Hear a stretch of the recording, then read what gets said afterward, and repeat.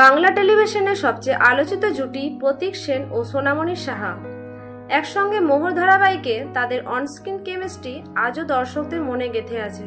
কিন্তু এবার বাস্তব জীবনে তাদের নিয়ে উঠেছে চরম গুঞ্জন। সম্প্রতি সোশ্যাল মিডিয়ায় ছড়িয়ে পড়েছে একটি ছবি, যেখানে স্পষ্ট দেখা যাচ্ছে একটি বিয়ে রেজিস্ট্রেশন নথি, তাতে নাকি লেখা আছে প্রতীক ও সোনার নাম। তারপর থেকেই চারিদিকে শুরু হয়েছে চর্চা, তাহলে কি সত্যি গোপনে বিয়ে সেরে ফেললেন এই তারকা জুটি? যদিও এখনো পর্যন্ত প্রতীক বা সোনামণির কেউই বিষয়টি নিয়ে মুখ খোলেননি, কিন্তু নেটিজেনদের মতে ধুমধাম নয়, এই জুটি বেছে নিয়েছেন নিঃশব্দ ভালোবাসার পথ।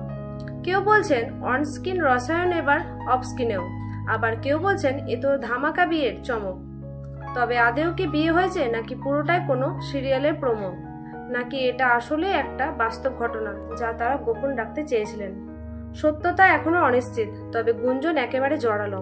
তো ভিউয়ার্স, এই বিষয়ে আপনার কি মতামত কমেন্টে জানাতে পারেন। সবাই ভালো থাকবেন, ধন্যবাদ।